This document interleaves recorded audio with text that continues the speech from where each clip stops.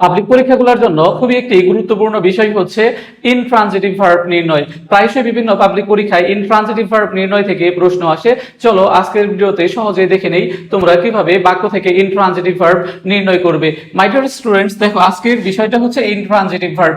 মনে রাখবে, দেখো যে অর্থ সম্পূর্ণ করার জন্য যে বাক্যে ভার্বের অবজেক্টের কোনো প্রয়োজন হয় না, সেই সকল বাক্যের ভার্বগুলোকে কি বলা হয়? ইনট্রানজিটিভ ভার্ব বলা হয়। অর্থাৎ এখানে অবজেক্টের প্রয়োজন হবে না অর্থপূর্ণ করার জন্য ভার্বের। তাহলে এক কথায় আমরা বলতে পারি যে যে বাক্যে অবজেক্ট থাকে না, দেখো থাকে না, অর্থাৎ যে বাক্যে অবজেক্ট থাকে না সেই বাক্যে যে ভার্ব বসে ওইটাই হচ্ছে দেখো যে ইনট্রানজিটিভ ভার্ব। দেখো ইনট্রানজিটিভ ভার্ব। তাহলে যে বিষয়টা আমরা শিখে নিলাম, দেখো যে যে বাক্যে অবজেক্ট থাকে না সেই বাক্যের ভার্বই হচ্ছে ইনট্রানজিটিভ ভার্ব। দেখো ইনট্রানজিটিভ ভার্ব।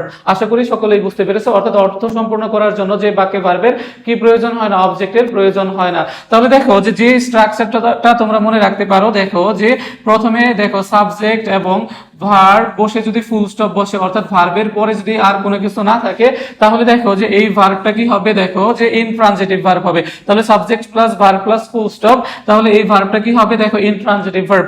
অথবা দেখো যে সাবজেক্ট এবং দেখো যে ভার্বের পরে যদি কি থাকে? দেখো অ্যাডভার্ব অথবা শুধু প্রিপোজিশন থাকে, প্রিপোজিশন, তাহলে এই ভার্বটা কি হবে? দেখো যে ইনট্রানজিটিভ ভার্ব হবে। অবজেক্ট না থেকে যদি অ্যাডভার্ব থাকে অথবা প্রিপোজিশন থাকে, তাহলে দেখো যে আমাদের এই ভার্বটা কি হবে? দেখো যে কি ভার্ব হবে? ইনট্রানজিটিভ ভার্ব হবে। আশা করি তোমরা সকলেই ব্যাখ্যাটা বুঝতে পেরেছো। তাহলে দেখো যে ফায়ার বার্নস, এটা প্রায়শই বিভিন্ন পাবলিক পরীক্ষায় আসে। দেখো সাবজেক্টের পরে ভার্ব, ভার্বের পরে দেখো ফুল স্টপ, এরপরে আর কোনো কিছু নাই, তাহলে এটা কি ভার্ব? দেখো ইনট্রানজিটিভ ভার্ব। দেখো রিভার ফ্লোস, তাহলে ভার্বের পরে দেখো ফুল স্টপ, কোনো কিছু নেই, তাহলে এটা কি ভার্ব? Intransitive verb.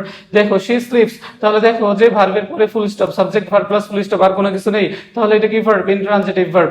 এখন ঝামেলা হচ্ছে, দেখো দ্য ডোর ওপেন অটোমেটিকলি। এখন তুমি যদি হিসাব করো সাবজেক্ট ভার্ব প্লাস অবজেক্ট, আমাদের এরকম বিষয় কিন্তু আমরা করে থাকি যে সাবজেক্ট ভার্ব প্লাস অবজেক্ট, সবসময় অবজেক্ট বসে না, অনেক সময় কি বসে? অ্যাডভার্ব বসে, কমপ্লিমেন্ট বসে। তাহলে দেখো কিভাবে আমরা অবজেক্ট নির্ণয় করবো, এর আগে বুঝিয়েছিলাম যে বাক্যের ক্রিয়াকে কি বা কাকে দ্বারা দেখো প্রশ্ন করে আমরা কি পাই? কি বা কাকে দ্বারা প্রশ্ন করে দেখো যে আমরা কি পাই? অবজেক্ট পাই। দেখো অবজেক্ট, দেখো কি বা কাকে দ্বারা আমরা অবজেক্ট পাই, আর কখন, কোথায়, কিভাবে, কেন দ্বারা কি পাই? অ্যাডভার্ব পাই। দেখো কখন, তারপরে দেখো কোথায়, কোথায়, কিভাবে, কিভাবে, কেন দ্বারা প্রশ্ন করে আমরা কি পাই? দেখো অ্যাডভার্ব পাই। তাহলে দেখো যে কিভাবে খুলে গিয়েছিল? অটোমেটিকলি, তাহলে দেখো এটা হচ্ছে অ্যাডভার্ব। তাহলে এই বাক্যে দেখো অবজেক্ট নেই, তাহলে এটা হচ্ছে কি ভার্ব? দেখো ইনট্রানজিটিভ ভার্ব। আবার দেখো যে he went home last night, সে কোথায় গিয়েছিল? দেখো যে বাড়ি গিয়েছিল। কখন গিয়েছিল? Last night. এখন দেখো কি বা কাকে দ্বারা, দেখো কি গিয়েছিল, কাকে গিয়েছিল, দেখো এখানে উত্তর পাওয়া যাচ্ছে না, অর্থাৎ এই ভার্বের পরে কোনো কি নেই? অবজেক্ট নেই। তাহলে দেখো এই ওয়েন্ট হচ্ছে কি ভার্ব? Intransitive verb. অর্থাৎ যে বাক্যে ভার্বের অর্থ, মানে যে বাক্যে অর্থ সম্পূর্ণ করার জন্য ভার্বের অবজেক্টের প্রয়োজন হয় না সেই বাক্যের ভার্বকে কি বলা হয়? ইনট্রানজিটিভ ভার্ব বলা হয়। আশা করি তোমরা ইনট্রানজিটিভ ভার্ব কি বুঝতে পেরেছো।